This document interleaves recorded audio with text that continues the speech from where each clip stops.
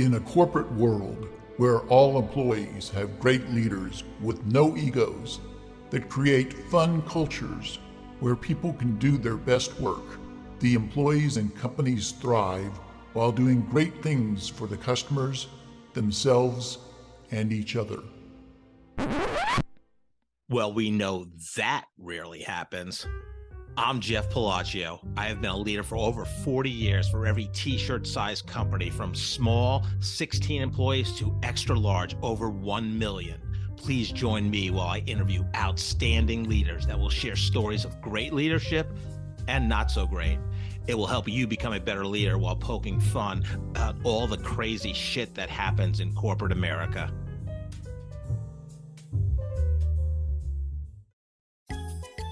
Your financial future begins with a simple question: where do you want to be?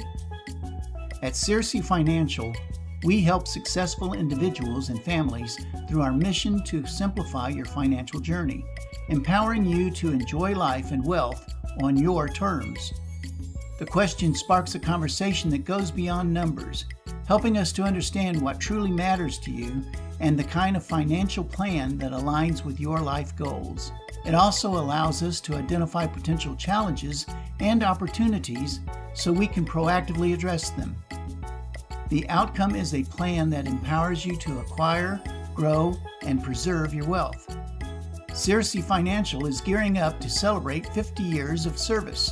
Don't miss out on any of the excitement. To sign up for information on Marc's book, One for All, including where to buy and exclusive website content, or to sign up for the Systemize Financial Wealth Matters email newsletter, use the link in the episode description. Welcome to a special edition of the Corporate Couch. These episodes will be more of a love seat that focuses on one topic and will run 15 to 30 minutes. For each special edition episode, you will hear from one or more outstanding leaders sharing their expertise on the most important challenges in corporate America today. Marc, welcome to It's 5 o'clock somewhere. It's Friday too, at least for today. I'm excited. Happy Friday and 5 o'clock happy hour. Red Friday, even though we're wearing purple, because very exciting. We're talking about your book, One for All, How to Systemize Kindness, Grow Your Network, and Help Others Like It's Your Job. Congratulations. We're recording here September 12th, and it launches September 30th, I believe. So congratulations on that. I'm very excited. Today's all about you. It's all about the book. Yeah. Love your shirt. Thank you. Purple it is. I love it too. Then the conversation on this podcast has been, is my home office going to get remodeled first, or is the book going to come out first? The book is going to get it. I'm not at home today, so you can't see it, but I still am working in an empty office at my home. So it's like a solitary confinement at the Johnson County Detention Center. They let me out every once in a while. So I am out today at the office down the street. And yes, September 30th is going to be here in no time, but it's flying by, and I'm glad it's taken the extra time to perfect a launch and tell people more about what it's going to be. And I expect a complimentary copy, of course. Personally delivered with a beer at 5 o'clock somewhere. Beautiful. So tell me, what made you want to write the book? Yeah, there's a lot of reasons, and more reasons came up as I attempted to do it. The team had asked me for a process that I've used over years, and my team at Systemize Financial, for how I have having success in developing new business. And I said, it's not a 10-step process. It's a process of helping people over time. It is repeatable. It can be done in an authentic way, even though it's process. But a lot of people in relationship development, it's an afterthought. After I get through the busy work, after I get through everything, then I'll start thinking about helping people and paying it forward. And it was a podcast by Brian Buffini I listened to years ago that said, you do that first and you fit everything else in. So relationships came first. I was able to get to it, but then a process means nothing slips through the cracks. And I wanted to share that with my team, but then externally for others that maybe needed that help and thought too. Yeah, no, I love that. So I've told you many times, I think I've talked about it on the podcast, I love the name of the book, One for All. I couldn't believe it wasn't taken, but give us the high level overview of the book. the premise is not being selfish, obviously one for all. I've messed up and called it all for one, which is the opposite, right? So one for all, which means if everybody had that mentality of one person, yourself, focusing on helping others, the world would be a better place. I've mentioned it several times, but in the beginning, it's the Irish proverb, you hand it out in slices and it comes back in loaves. If everybody was handing out in slices, the way the things get, I don't want to call it reciprocated because you're doing this in such a way that's not with expectation and return, but over time, I'm a big believer in karma, things come back to you, and that's the whole premise of the book. Focus on activity, sit back, wait, see what happens, although that's not why you're doing it. After 19 years that I've been with Seriously Financial, it's certainly coming back. And I want to mention this too. It doesn't have to be in money. A lot of people think sales. No, it's development, relationships, can be friendships. It can be new businesses. It can turn into a lot of things that end up being the loaves. Money's just a small part of what that could be and why most people get into sales. But I do it for the relationships, and the money has tended to follow too. So, you have novice people out there in business development, kind of in the beginning of their careers. You have, I'll call, super connectors like you and I. Who's going to get the most out of your book in terms of reading it? Yeah, my writing coach, the first month was meetings on who my avatar is, and what she meant by that, my audience. And I thought about it, and it went back and forth, and really, it's for everybody that's looking to further relationships and whatever that might be. It can be to be a better coach to kids playing baseball. It can be a better teacher if you're a teacher, even with physicians that have bedside manner that want to do better about that. It's kind of all about making a focus on helping the other people, if that makes sense. So it's for everybody, but my avatar ended up being a younger version of me. And we have younger version of me internally at Seriously Financial. So what was really helpful about the book was in between meeting with my writing coach and internally it ended up being Tanner on my team, what he was asking and needed help on from a beginning level, which even though it doesn't seem like that long ago I was there were things that I needed to tell my younger selves also. So really it's going to be most beneficial, and there are some entry-level suggestions of stuff that people will go right over, but people in their early 20s that are looking to make a career out of relationships, that's the avatar and who we wrote to. And I've said this several times, but even if no book came out of it, the back and forth meetings between Tanner about what do you need help on, what are you need ideas on for relationships, and then talking with my writing coach and then perfecting my process. If no book came out of it, it was all worth it. Now I just have something to show for it, which is kind of cool, and I'm excited to share it with people. Yeah, that's really cool. And I could also see your book being, I'm big on, if you've worked 3 or more years at a company, you need to get outside of that company and build relationships, and especially if you're 10, 15 plus years. Because, in this day and age, shit happens to companies. And, if you've only built relationships within your company, it's much harder to get another job because you haven't spent time building relationships. So you and I definitely connect each other to good people, but in this Kansas City market, it's the people that have worked at Sprint and they don't know anybody but Sprint. And as we know, Sprint is no longer. So the people that did what you're doing and networked outside of it had an easier time. But even H&R Block is here. There's Hallmark. Yeah, Cerner, H&R, Cerner, Oracle, Hallmark. I mean, yep. Yeah. And a lot of it could be small companies too that they've been for a long time. If you haven't spent time outside of that company bubble, you need to, and I think your book's going to really help people like that. And I'll also mention this, also networking within your industry. I'm a part of the Financial Planning Association, and yes, it's my competitors, but I've gotten good stories of getting good ideas, actually finding clients from competitors. So even doing it with the same type of business, you're not looking for new clients there, but it happens. The loaves come back in ways as long as you're helping people, even if it's in your own industry. But at the end of the day, the point is true, Jeff. The quote that I've put in the book is the difference between who you are now and in 5 years can be found in the people you meet and the books you read. So add this book to your list and keep meeting new people for sure. So walk us through the book. So how's it formatted? What topics are you talking about? Yeah, so working with my coach, I didn't know what to expect, and she really helped frame what it would be. I have all these ideas in here, but what are we actually going to put in chapters? She was very instrumental in that. And what I didn't expect it to be was a lot of personal stories, mentions of mentors, that kind of stuff that makes it a little bit more relatable, and understanding that while I'm perceived at doing a good job at this, it can be developed over time, and I wasn't like this 10 years ago or even last year when I started writing the book. But I kind of narrowed it down to 5 different things to focus on. One thing is decide what you want to be remembered for, and people know this about me, and what you want to do is stay front of mind for people for whatever that is. For me, it's purple, it's K-State. I love serving K-State people. I'm tied to the university. That's where I got my degree in financial planning. For me, it's international travel. Although I haven't done it in a long time, I love meeting people that enjoy that. Your introduction to the woman this morning from Greece, loved meeting her and talking about where she's been in the world. My other thing is not-for-profits. I'm really big about that. Other people, it can be music, it can be sports, it doesn't have to be something, but just find a way to make sure keeping that front of mind so people think of you when you do it. It can be your vocation too, financial planning, share about it on social media. So decide what you want to be remembered for, and then figure out how you can help others. It's interesting because when you do enough networking and meeting the same people, based on what market you're in, you start realizing that people are asking and looking for the same thing.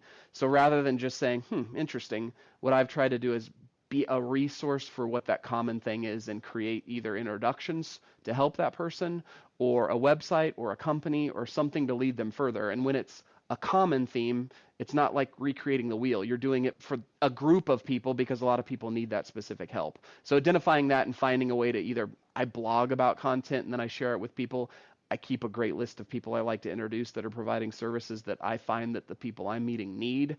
We all go through life and a lot of times don't recognize what that is that people need help with. If you can be conscious around it and then focus on providing it, then you become a great resource for those people. Third, and this could go fast, connect people to people, like human to human.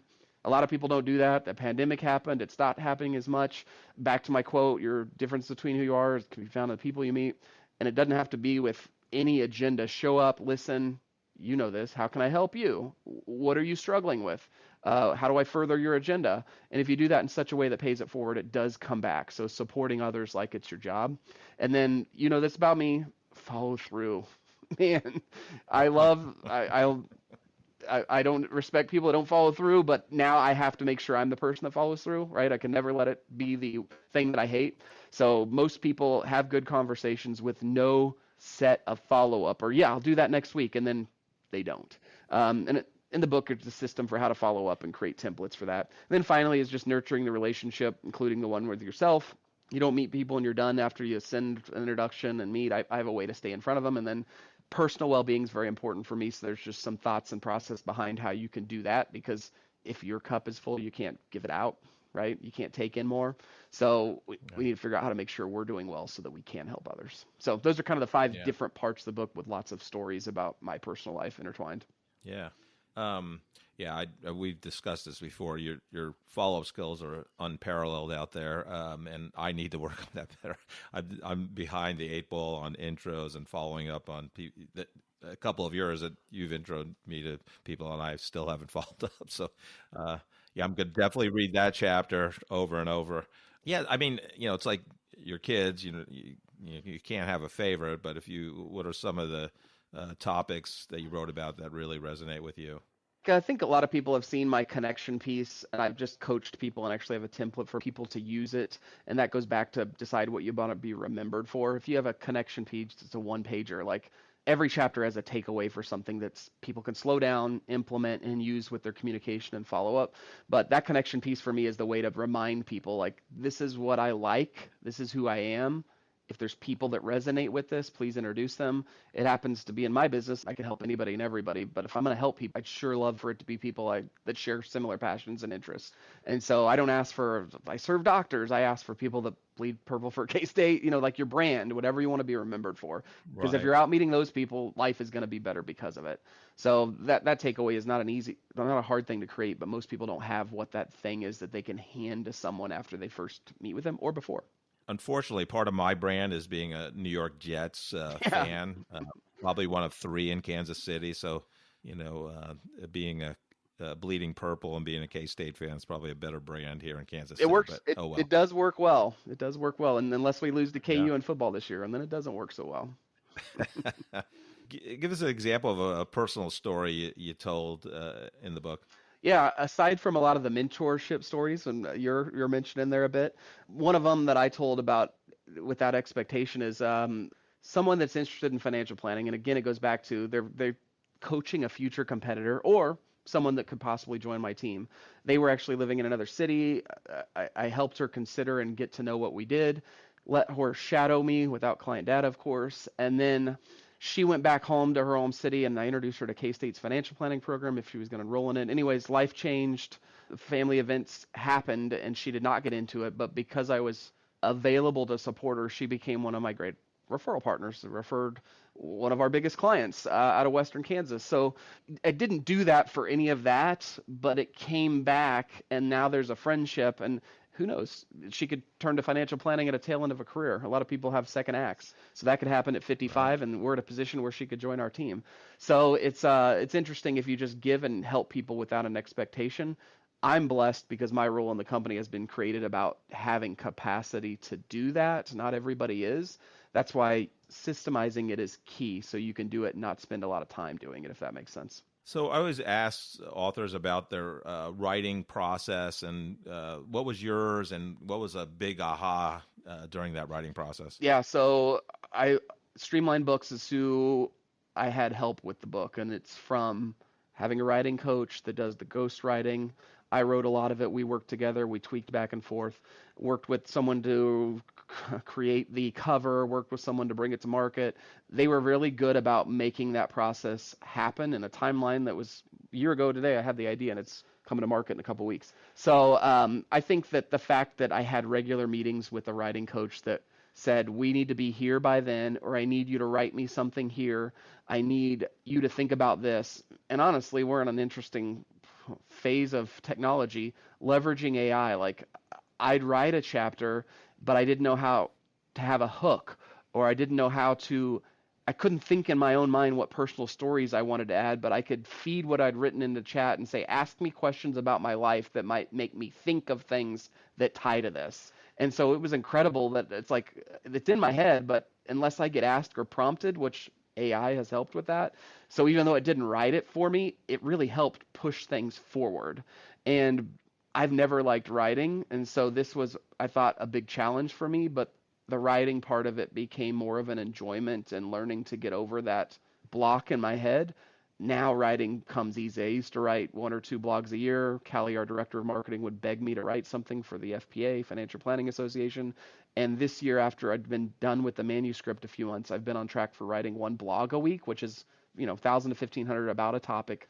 I've just chosen leadership, financial planning, book reviews, and it's really easy. I look forward to writing it. So that whatever the book writing process has done has gotten me into the enjoyment from it. And I'll say it's a lot of the time like Pavlov's dog, positive reinforcement. You write something, someone shares it, someone likes it, it makes a difference in someone's life. It leads to business, SEO, get in front of new people. It's just kind of become this fun thing that I look for more opportunities to create blogs for sharing. I know you're in the process of the book's going to be published here September 30th. Hopefully, you're going to celebrate that event. But have you, since you finished the book, have you thought about, do I have another book in me, and what would that book be about? Yeah, so that's an interesting question. We will celebrate the book. I will have a book signing once I have it in hand, which will probably be in the next week. I'll be really excited about putting that and fitting it into just a crazy schedule. But I don't know if I want to write. I've enjoyed this because when I first started talking about it, interviewing some people to help, they're like, I know all about financial planning in the markets. So I will help you write it. And I was like, this has nothing to do with financial planning. So part of me is like, do I write a financial planning book? I don't think so. Part of me really likes the helping my clients with succession planning and what difference and legacy they want to leave. So I'm considering like legacy planning from an early age and what you can do to get there so that when you're there, it's been intentional all along the way. And in my career, I'm considering getting a credential called 2164, and it helps with the side of the business that's orchestrating conversation between kids and parents. 21, you're coming of age, 21, 64, thinking about the last act of life. So a book that ties into that, because I really enjoy those conversations amongst generations and what their priorities are, is probably where I would go next. But there definitely is another one. That's the fun part. Streamline books, I would use them again. I don't know if they'd pair me with a writing coach. Her name's Jessica Burge. She's awesome too. I'd love to just do the same thing again on a different topic. It's all worth it. So my next blog, once it comes out, is to kind of detail what that experience was more like. So you'll hear more about Streamline and how I hope to help them find other people share their story. What was your kind of not the concept of you want to write a book, but when you started day one till now, how long has that process been? It's September now. So I think we started meeting every other week with my writing coach in September. And by March, of course, you take off a couple weeks of holidays and Thanksgiving. So it's not every other week. But into March, the manuscript was done. So what surprised me is what happens. Like I thought, I'm done with the manuscript. It'll be available in a month. Remember, we've talked about this a long time. Right, yeah. Oh, there's a lot more to it, and there's no hurry. We thought July we were going to be talking about this. Yeah. Yep. So, in the process, I'm giving them ideas and what they could do to improve it, or ask me for stuff earlier that I could have been doing early on. So their process is getting improved too. But Streamline's also now bringing a marketing arm to their business. You want to learn to market it? Here's an additional service. You want to, and then. Right. They have another service. You want to do public speaking about it. We have coaches to help you public speak and get in front of people. Wow. I'm not planning to go on that tour, but I'm speaking to K-State next week and KU. Yes. Yeah. I'm going to KU, and I am getting a crimson and blue copy of the book, not purple. I actually found the printer. I'll tell this story. Really? Yeah. You can order anything, leather bound, but I've got Utah Valley is where we've got a couple employees, so I'm having green and yellow. That might look really ugly, but we'll see. But this is a fun story. The printer is out of Colorado Springs. My call with him, he's like, we can do whatever you need. I can 2 days ship it to you. So I just talked to him last week, and he's like, I'm in Colorado Springs, but I'm with my family in Wisconsin. I'll be going through Kansas City tomorrow. I was like, oh, where are you going? He goes, Manhattan, Kansas. And I was like, I'm going to Manhattan, Kansas tomorrow. What are you doing there? He's going to the football game. I was like, I'm going to the football game.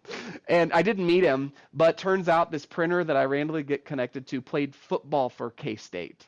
And he played his freshman year in 1989, which was the first year for Bill Snyder. So he's got a win on him. But super nice guy, Dave Sheets. It'll be fun to get to know him better. But I should get those books. And now I have someone that bleeds purple to add to my network that I'll be doing business with. But he also looks like Walter White. I didn't tell him that, but he's somebody you don't want to make mad. If you know Walter White from Breaking Bad, the teacher, Bryan Cranston. Yes, thank you. He looks a lot like him. Good guy. Heisenberg. Yes. Heisenberg. Yes. Yeah. Oh wow, love that. So the shaved head, Walter White, or yep. Yeah. Okay. Yep. Love it. Mark, congratulations on the book. I assume it's going to be on all major book selling platforms. Yep. The best place to find information is a landing page I've created on my company website. So SearcyFinancial.com/one-for-all.